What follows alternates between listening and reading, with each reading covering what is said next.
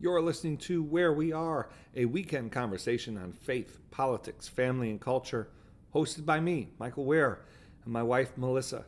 We bring our wide-ranging experiences in politics, ministry, and nonprofit life to bear as we discuss the issues of the day.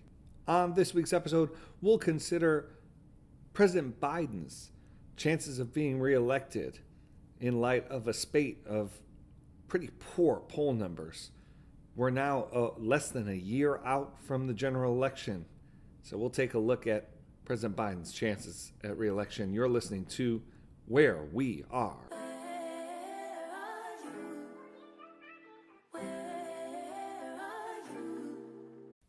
Hello, Where We Are listeners. If you're a longtime fan of this podcast or you're just joining us for the first time today, we want to tell you more about our podcast platform called Spotify for Podcasters.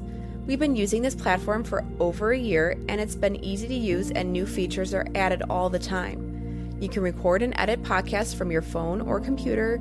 You don't need anything fancy, and you don't need previous podcast experience. When you hit publish, you will distribute your podcast to Spotify and everywhere else podcasts are heard. Video podcasts are also available on Spotify if that's your kind of thing. And with Spotify for Podcasters, you can earn money in a variety of ways, including ads and podcast subscriptions. But here's the thing, you can earn money, but it's a free platform. There's no catch. If you're curious or want to see what it's all about, download the Spotify for Podcasters app or go to www.spotify.com/podcasters to get started. I'm Mo Rocca, and I'm excited to announce Season 4 of my podcast, Mobituaries. I've got a whole new bunch of stories to share with you about the most fascinating people and things who are no longer with us. From famous figures who died on the very same day, to the things I wish would die, like buffets. All that and much more. Listen to Mobituaries with Mo Rocca wherever you get your podcasts. You're listening to Where We Are. We are the Wares. I'm Michael. I'm Melissa. Melissa, we had a wonderful Thanksgiving. Great Thanksgiving, delicious food. You did a great job cooking. Thank you. Do what I can. And today we celebrated Saoirse's birthday. She's 5 years old. She's 5, which, that's technically a real person. Yeah. 5. She's like a full-on, yeah. She'll be entering kindergarten when she's 5. It's definitely a milestone. Yeah, you've been very, very, very contemplative all week. Yes. You've been in your feelings. I have been. And she's been saying all kinds of things. Yes. That are just like, all of a sudden a switch turned on. Yeah, what happened? What? But every year since she was 3, I take her into a city. We spend a night overnight. Take her to a museum. Spend a day together. And so tomorrow I'm taking her. I'm really excited. She's so about excited. That. Yeah.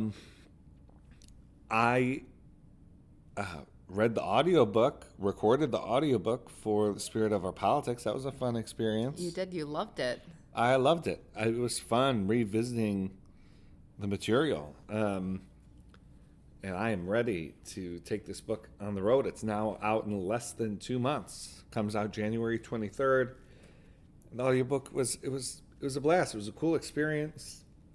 It was like 2 days, 7-hour sessions each day. So my voice was like, and my eyes were it was a dark booth, and I was just staring at an iPad for 7 hours in the dark. But it was well worth it. And for those of you who make use of audiobooks, I think it'll be a worthwhile one. Was really happy with the engineer and the producer, and so I'm excited about it. Melissa, do we want to talk about Biden? Let's talk about Biden. And how everybody's talking about how he's in deep trouble. That Deep there's trouble. Poll after poll where he's behind Trump. As David Plouffe and Jim Messina would say, we got a bunch of bedwetters Okay. And we'll get into the sort of counter argument. The folks who are saying, "Oh, he's gonna be okay," but Melissa, why don't you lay out a bit of just what we're looking at in terms of these poll numbers that have come out over the last 3-4 weeks? How is Biden looking when it comes to polling? And we'll have a discussion about what polling means, a year out from the election. Yes. So the poll that sort of started us off in terms of the media chattering, pundits chattering, journalists getting some quotes from insiders is a New York Times Siena poll. That's the one that really hit the airwaves in terms of folks saying, hold up, these numbers do not look good, because the New York Times Siena poll was of registered voters in swing states, so the key swing states. And in every single key swing state but Wisconsin, Trump led Biden in this New York Times Siena poll. So that was the first one to come out. Saw a bunch of chatter around it. And now since then, we've had an Emerson poll, Morning Consult, Harvard Harris, Reuters, NBC News, CBS. And in pretty much all of them, Trump is ahead against Biden in a head-to-head match, anywhere from 1 to 6 points. And for quite a few of those, that means that those results are outside the margin of error. So that makes them a little bit more significant when it comes to polling if Trump is ahead outside of the margin of error. Now, Michael, when we were looking at the numbers just about 10 minutes ago, you pointed out something specific about one of the polls, and that all of them, save for one of this recent spate of polls of the head-to-head matchup, all but one is of registered voters. One of them is actually likely voters, and with likely voters, that's the one. It's a Rasmussen one. That's the one where Biden was showing up plus 4 points. So, Michael, what do you think about these polls, that the one we're showing Biden had and the rest of them showing Trump had? Some of them swing states, some of them not. It just depends on the poll. Yeah, I mean, so first, there's just been a lot of polling. So Yes. a lot of, because we're a year out, a lot of news organizations, polling agencies did basically their year out sort of benchmark polls. And so there's just a lot of data, a lot to choose from. And so for that reason, I'd sort of be skeptical of picking out one poll and looking at the demographic breakdown and taking too much away from one poll. I mean, what I'd be interested in, and frankly, I just haven't had the time or like really the desire to, is, looking at the crosstabs of all of these polls and seeing if there's anything consistently surprising. We'll talk about some of the surprises that have been in some of these polls. That would be the first thing I'd say. We have a lot of data here. The second thing I'd say regarding the likely voter thing, it may be more of a Rasmussen issue. Yep. Always can be. And so, not specific to Rasmussen, but just any polling. And so that's significant. There was a likely voter poll from CBS News that it isn't in the top dozen most recent polls, but that just goes to show how much polling there has been. The poll was in the field from late October to November 2nd. So it's not even a month old. Yep. And Trump was in the lead in that CBS poll by 3. So now we'd have to dig in and see if they have the same definition of likely voters. But I think the main point I want to say is that we are too far out from the election to take polling seriously as to what the final outcome of the election is going to look like. Mm-hmm. What we're not too early for is looking at the picture that polling and poll data sort of paints for us, and not looking at every brushstroke, not looking at every, every detail, but just saying, what is this a picture of? To put it plainly, this is not going to be an easy re-election effort for Biden. Okay, so you think that this I think narrative he's in trouble. that he's in trouble is correct? But I thought he was in trouble for at least 9 months. I mean, I have been too. Completely agree with you.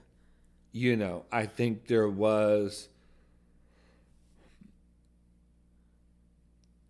and so we'll talk about that concern was abated a bit. Remember, with the outcome of the election a year ago, the midterm elections, then we were starting to see a rise of concern, but because Democrats overperformed, that sort of concern was taken away a bit. Mm-hmm. We also saw kind of the same thing happen this November, although there were fewer elections to go on. But based on, I think if the Republicans would have taken back the Virginia legislature, I think there would have been, like, if the Biden team thinks it's bad now, if the elections in this November 2023 hadn't turned out the way they did for Democrats, it would have been much, much worse.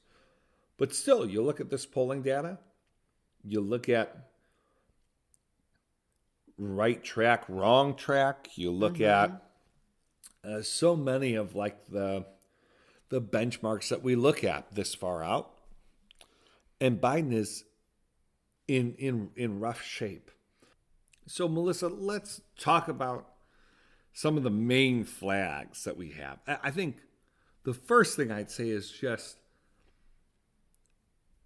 Biden benefited from running against the incumbent when it came to independent voters. I think that there's an expectation some have that Biden's advantage with independents is going to be reliant on the same factors, the same kinds of arguments.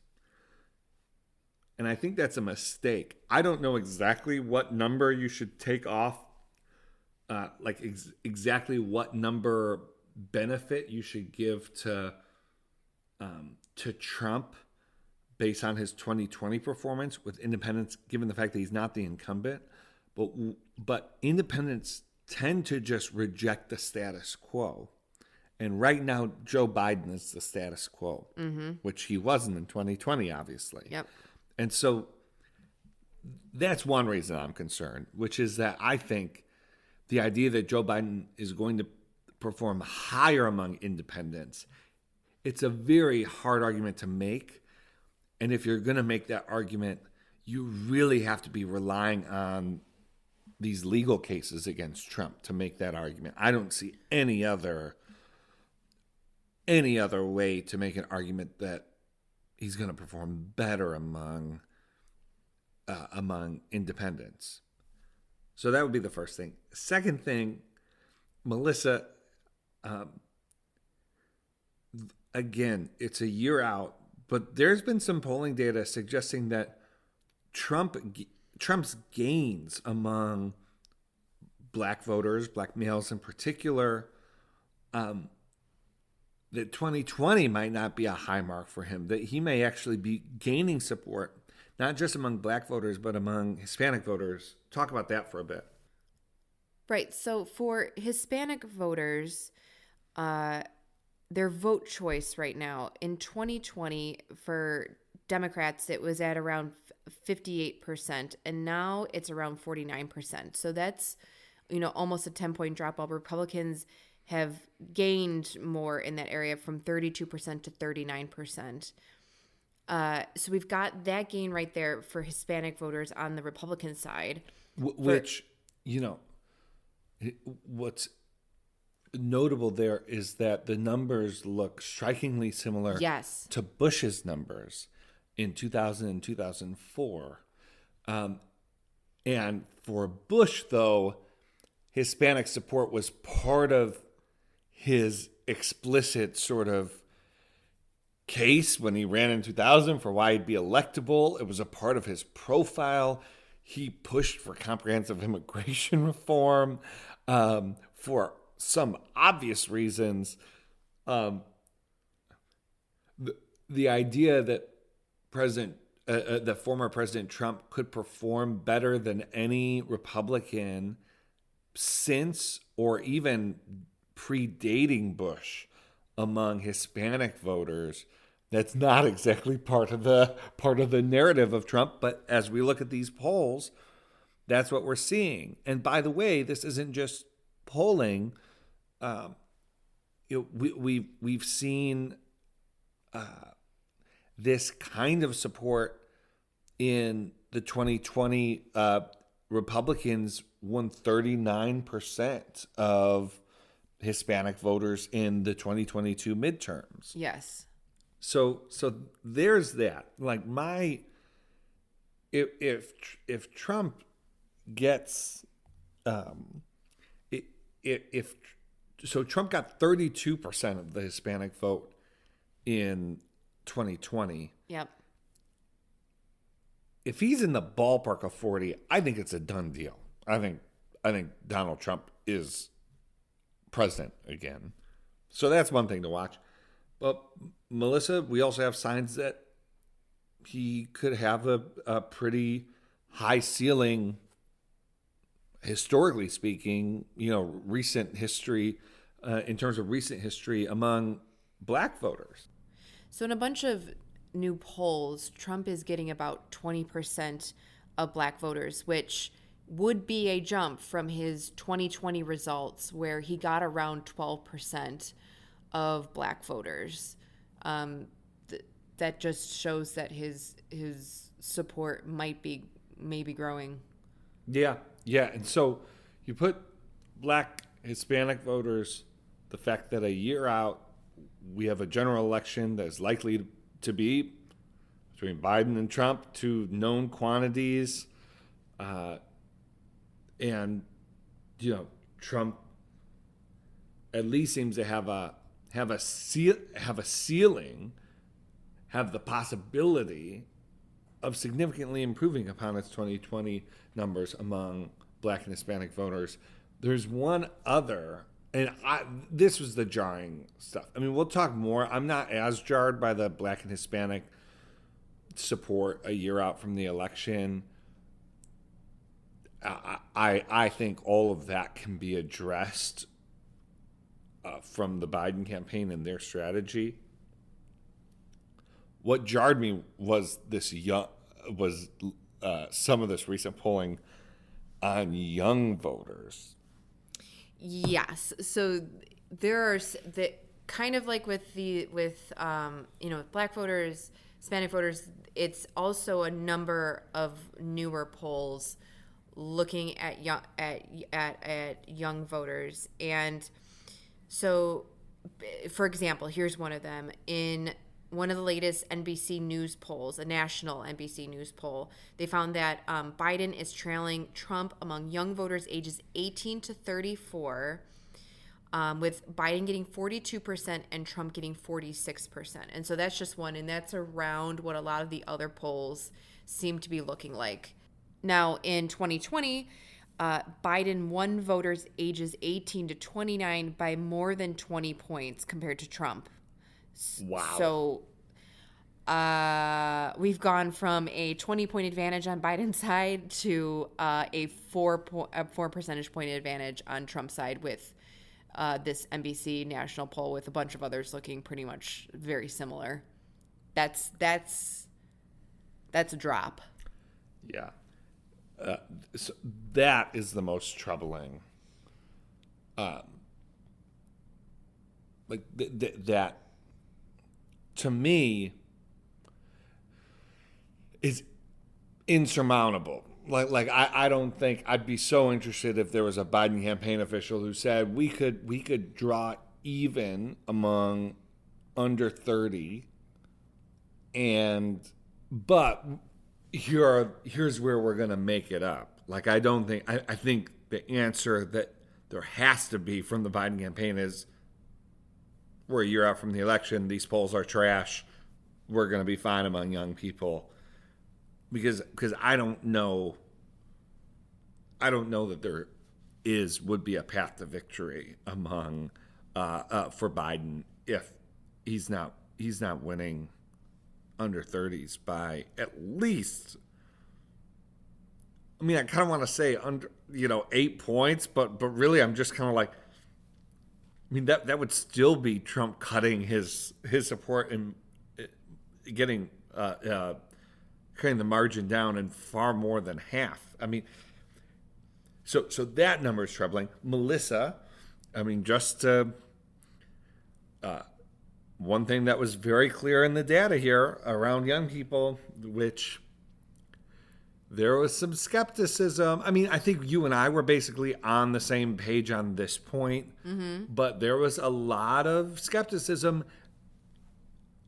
And especially from the left of the party, it was, no, we need to show young people we're fighting for them, even if the Supreme Court strikes down student loans, even if Republicans are able, they'll credit Biden because at least he fought for them. And what did I say at the time over and over again? I said, no, you do not waive $20,000 of debt cancellation in front of young people's faces, and then just think that you can blame Republicans and the bad Supreme Court if it doesn't happen. Like, if you're going to do that, you better be able to execute. And they have not been. I mean, we've talked on this podcast and on the Morning Five about. And by the way, it's why, I mean, I think there's both a policy commitment, but the politics is not removed from why the Biden administration keeps on trying to get different bites at the apple on this, because they know that it's a huge weakness if they aren't able to take a strong student loan message into 2024.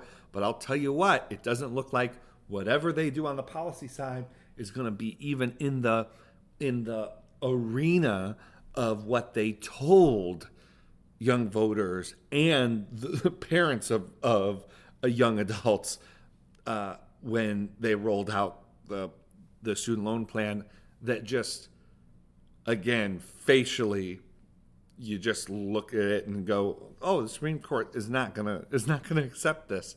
So huge problem. There are other issues with young people. I've been kind of skeptical on. There have been a lot of progressive activists trying to pressure Biden on Gaza, saying that black voters, young voters, are not going to forgive him, etc. I'm still skeptical on that it's going to be, that there's going to be a left-wing backlash toward Biden. On this for a number of reasons. A, American voters typically don't vote on foreign policy. Yep. B, it's a year out from the election. I'm not sure that this is going to be top of mind in light of everything else that Trump is going to do. The fact that, but who knows? Maybe it still will be a very live issue. Maybe Trump is able to.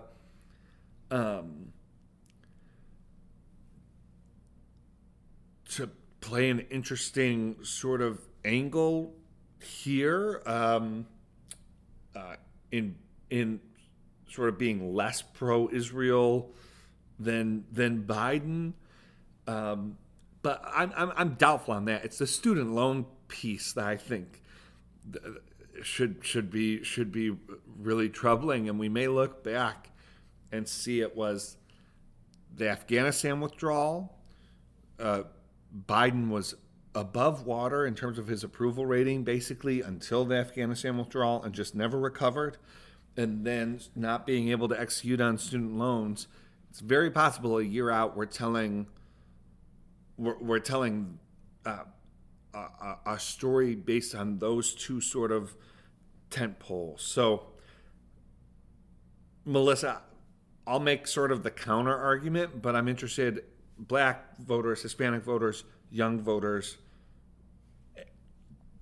other areas of weakness you see for Biden, anything, what other aspects of this should trouble people who would want to see Biden be reelected, or at least not see Trump get a second term at the White House? Or do you think those are sort of the main, and we mentioned sort of independent voters, the idea that Biden probably, his ceiling among independent voters is his 2020 numbers, that there probably isn't much room to grow there.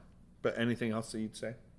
So the thing that's connected to the student loan conversation is the economic outlook that Americans feel and the cost of living. It's almost basically like the UK had a cost of living crisis this past year. It's almost like it's a cost of living crisis for the Biden team, in that Bidenomics, they have internal, we know that the White House has internal polling on Bidenomics, that it's not being understood. The president's messaging on what he has done for the American people when it comes to the economy is not registering in people's minds. People are not translating their grocery receipts and their eating out bills, their entertainment bills, like all the kinds of things that sort of bring joy to people's lives, and also just plain old sustenance. The amount of people who are going on to SNAP, things like that. People are not able to connect like an infrastructure bill and roads getting built up in their town to how much groceries continue to cost. Now, the Biden team is putting out, charts every week showing that, eggs have decreased 1 year out. Eggs have decreased 22%. Fine and good. But when the story of inflation, and I remember on this podcast at least several times, back when inflation was in around the 8% area, I said, the reason why inflation is so insidious, not just for an economic outlook, which has turned out to be actually pretty interesting, but from a plain old average American perspective, is that it shows the year-on increase. So if, inflation's somewhere in, the 4% area, the 3% area, that means it's still increasing by that amount. It's why the Fed always wants it below 2%, because at that point, people don't notice as much. But when inflation is still going at that level, and when corporations and companies raise their prices, whether or not there is any kind of price gouging going on, those prices tend to stay the same and never really go back. And so for a lot of Americans, getting used to these higher prices in all kinds of areas, even if some prices might even return back, maybe, I don't know, maybe cars will, maybe the cost of, like wood for building furniture, whatever, they still feel really the effects of this and are very angry about it. And, that New York Times Siena poll that I mentioned at the beginning, while it's just, please keep in mind that it's just swing states here, but, you look at the percent of voters who say the economy is poor or only fair, ages 18 to 29, 93% of those polled in these swing states, 93% of 18 to 29-year-olds think that the economy is poor or only fair. I would say that number, even if you were to compare it to like the nationwide polling for young voters, whether they're voting between Biden and Trump, the sort of the matchup, I would say people's perceptions of cost of living and Bidenomics and inflation is deeply affecting that matchup. I think it's one of the number one, if not the number one consideration for voters across the board, but especially for young voters. That New York Times Siena polling, again, of just swing state registered voters, I think is stark. 93%. That is truly the vast majority of 18 to 29-year-olds in those swing states feel that the economy is poor, only fair. I think that the connection there with all this polling is huge, Michael. People don't think our economy is headed in the right direction. They think our economy is doing really poorly. And I know for a lot of economists and probably for a lot of people inside the Biden administration, it's confounding, it's frustrating because so much else about the economy is going really well. Again, we are in the middle of a Goldilocks scenario where our job market is still incredibly strong, adding hundreds of thousands of jobs every single month. The unemployment rate at a historic low. Wages have been rising. But you go from a pandemic era where the welfare state increased really in profound ways, and then all of that was taken away over the last year, and with inflation still sitting there at levels that the Fed is not happy with. And yeah, I can see why when you ask Americans across the board in national polling if they think the economy is going well, they do not. And the Biden team is losing with this Bidenomics message. Yeah. No, I think, that ship can be righted. And I think Yes, at this it can point, be. yes, they could just talk less about Bidenomics per se. But, right, the criticism of Bidenomics is less about Bidenomics being a bad term or something. It's that to promote Bidenomics is to promote the economy, but if people don't feel good about the economy, they're not going to feel good about Bidenomics. Much like the economy and a lot of our measures being a basket of goods, Bidenomics represents a basket of goods in which you throw in unemployment, you throw in jobs, you throw in wages, but you throw in inflation and the cost of living. And when any of those are bad, it makes the whole bunch feel bad. So I think the economy's an issue.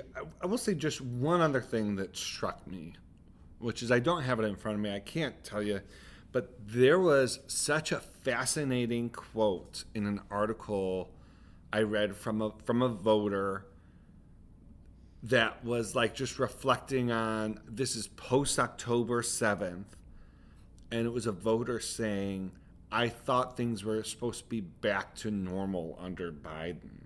Yep. And I thought that is just such a misunderstanding of the argument. The argument wasn't global events, like nothing Biden will ensure that the course of human history is sort of benign. The argument was Trump is someone who makes through his own personality, his own action, doesn't govern, doesn't lead in a normal way. But it was such an interesting turn for the voter that what I wonder how many voters aren't thinking in distinctions about when they think of, things were crazy under Trump. They aren't just thinking he said things, he tweeted things. They're thinking about COVID. They're thinking about sort of immigration news and those kinds of things. And so when it goes to Biden, they're not thinking in these categories of, I voted for Biden so that things would be normal, so that White House press releases were normal again, or no, they're just holding him accountable to normalcy generally, which frankly, you can't hold any president accountable to that extent for keep everything keep everything normal, please. So that was really striking. That was really striking to me. In some ways, though, I feel like the Biden campaign, DNC, the whole Democratic operation was selling him on that, though, in some ways, happy to sell him in that way, like a president who's not going to be in your face, who's not going to be all over social media, who isn't going to be the hip, cool president. But that's what I'm saying. Oh, that's what you're saying. Sorry, I thought you were saying that the Biden team wasn't intentionally trying to communicate that.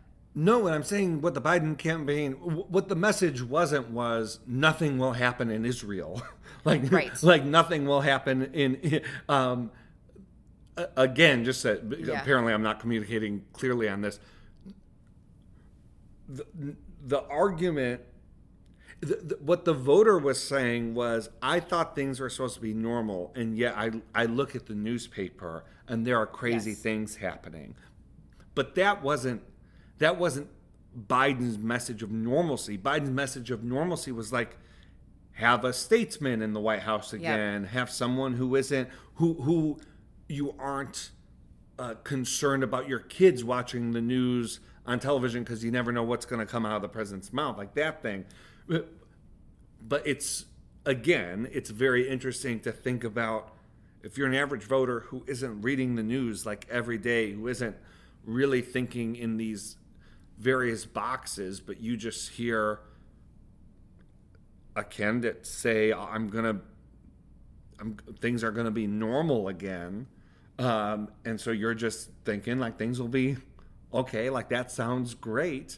But then you go through the Biden administration and you're not thinking, again, that voter isn't looking at every White House press statement and going, I'm so glad that they aren't in all caps, like no, they're thinking, wait, normalcy. I thought we were promised normalcy, and yet the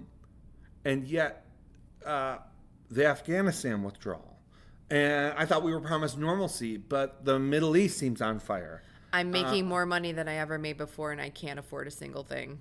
Sure. Yeah. And so that's the other thing I want to put in, which I guess relates to my independence comment, which is like, normalcy isn't going to be as attractive this time around. It's not going to be as alluring of a commitment. Now, of course, Trump can make it more alluring if it's really the more he reminds voters, particularly independents, of what it was like to have him as president, then maybe some of Biden's sort of normalcy, unity language will have more cachet.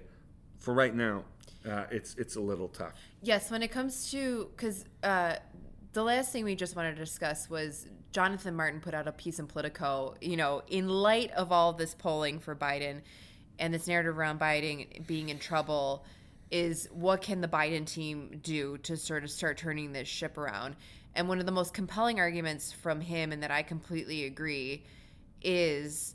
By the way, before you jump in, yes, I just want to say, and part of the reporting from this came from the Biden campaign has been giving briefings. Yes. Not just to donors, but they did a briefing that was alongside of the Obama Foundation's Democracy Summit, not directly connected to it, but just because everyone was going to be in town in Chicago for the summit, they organized a briefing for like Democratic Party activists and strategists and that kind of thing.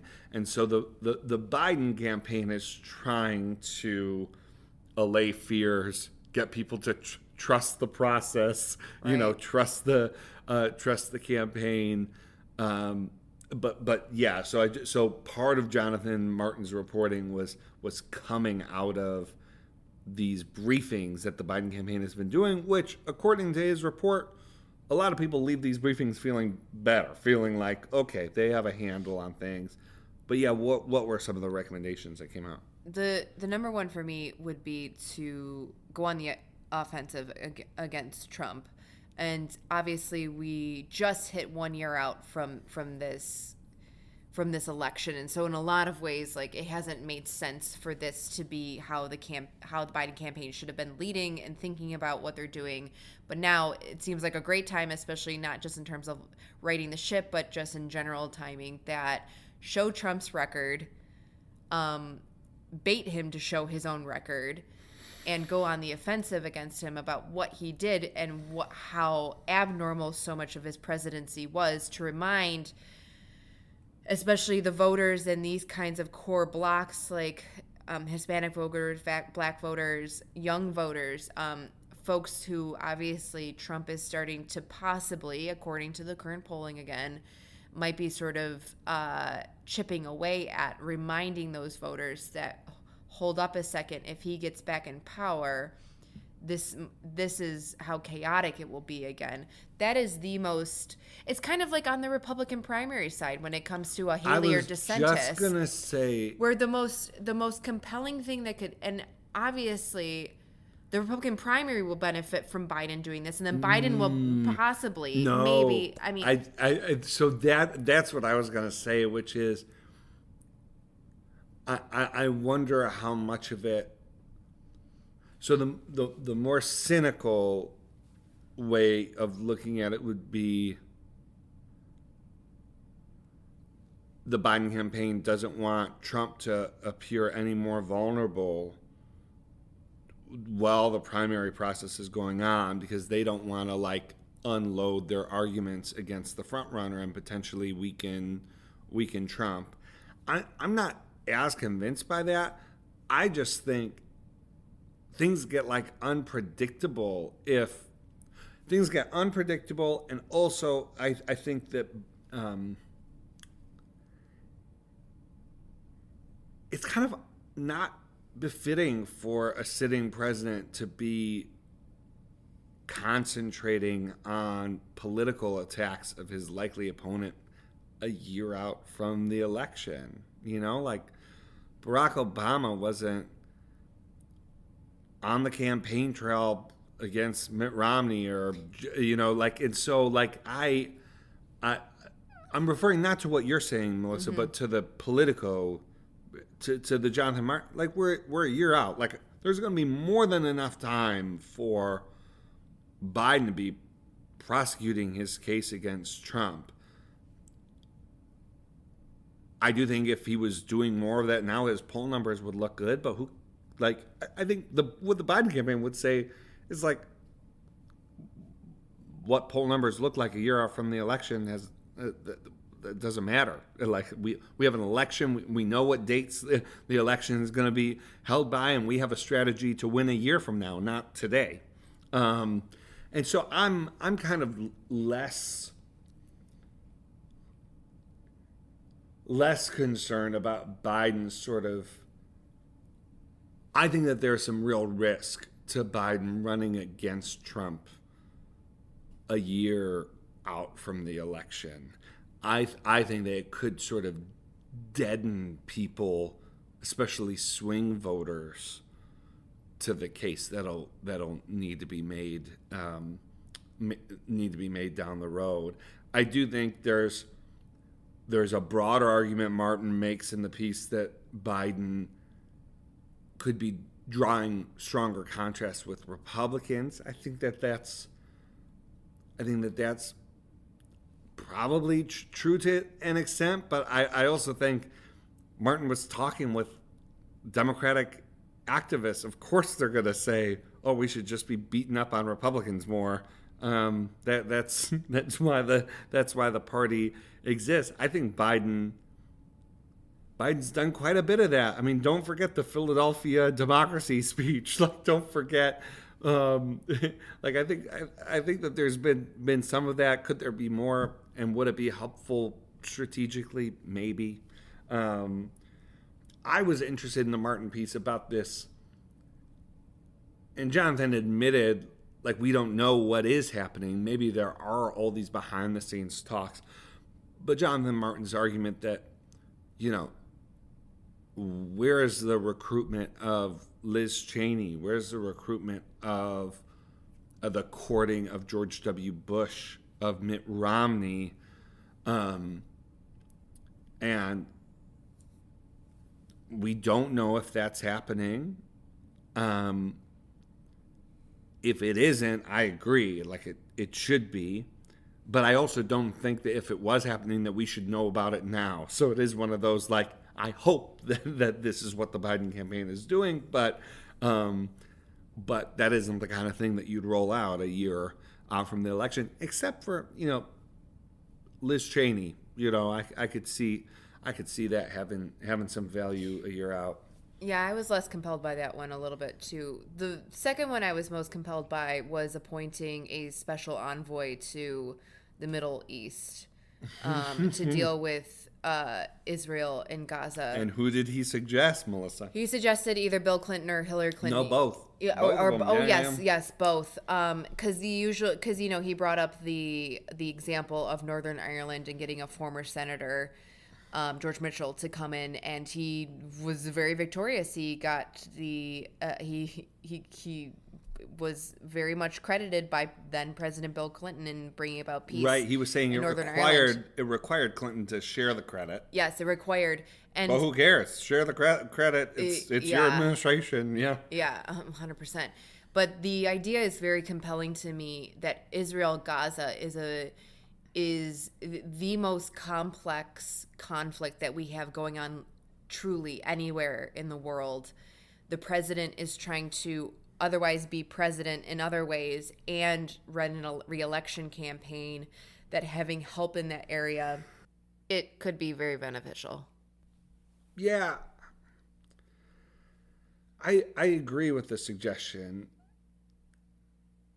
And I think part of what it shows. Get out of the trenches of tedious tasks like managing order fulfillment and start growing your business with ShipStation. They'll help increase profitability by automating your workflow with their simple, easy-to-use dashboard. With it, you can pretty much do everything you need to quickly and easily. Update order information, print labels, compare rates, optimize shipments, and even set up automatic delivery notifications. And it doesn't matter where you sell. Amazon, Etsy, eBay, Shopify, ShipStation can integrate pretty much anywhere online. Another great thing about ShipStation? They can help reduce costs with industry-leading discounted rates from some of the biggest mail carriers. You might even be able to get up to 89% off USPS and UPS rates. So, make this year your most profitable one yet. Sign up for your free 30-day trial at ShipStation.com and use the code Spotify. That's ShipStation.com with the code Spotify.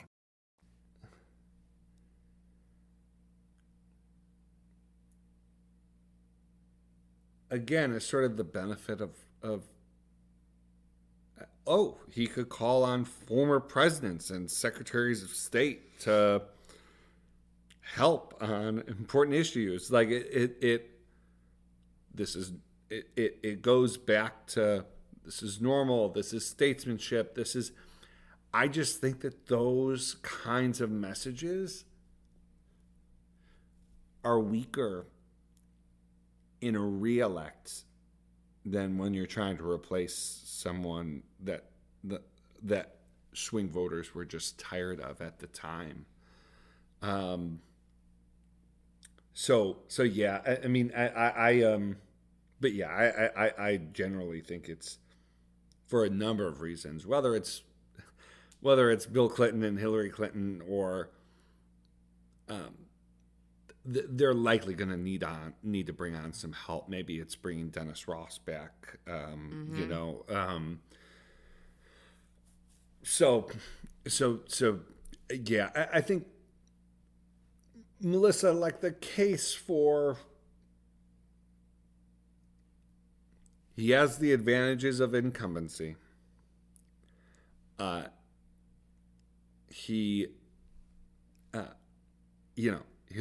It will be a $1 billion campaign.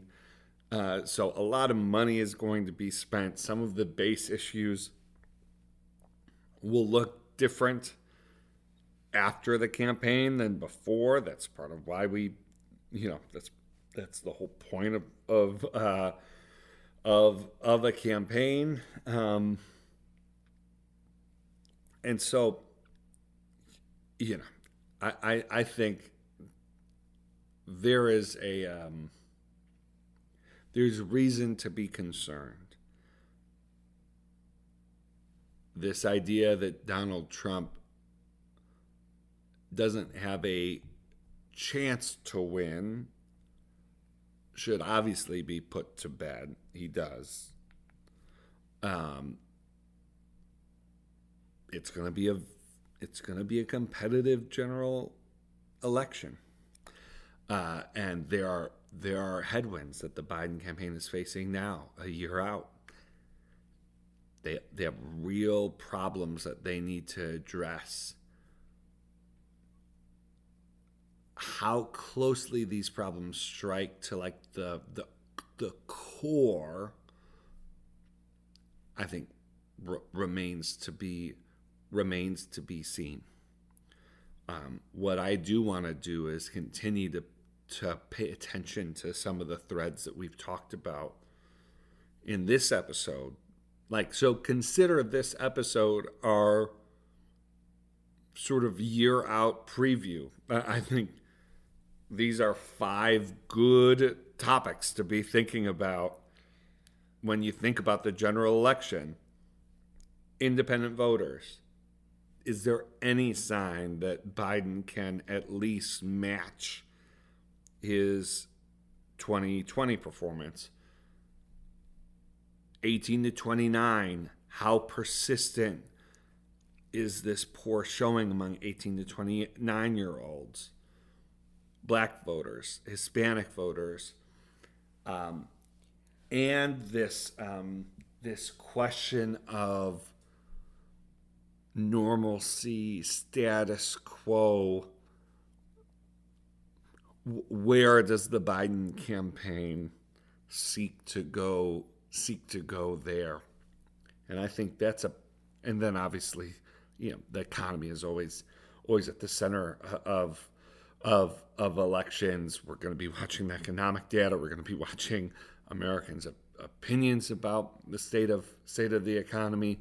But these are the contours of the race. If you want to throw in Trump's legal problems, yes, it's going to be a competitive race. I think that Biden has a tougher re-election fight ahead of him than Barack Obama had in 2012, and that's a campaign that I'm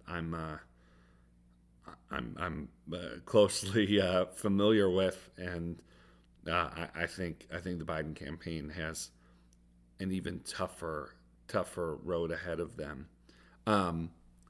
One last bit of advice from Martin's column. Jen O'Malley Dillon, who was my boss on that 2012 campaign, Martin suggests that she should either return to manage the 2024 reelect, or that she should be given a position in the White House similar to David Plouffe's role in 2012. And I think that's probably right. Jen has experience in tough reelection campaigns, and that experience would likely be invaluable. All right, there's your I guess turn into a sort of 2024 general election preview. We hope you had a wonderful holiday, wonderful Thanksgiving. We will be back next week with a new episode of Where We Are. Thanks for listening. Bye.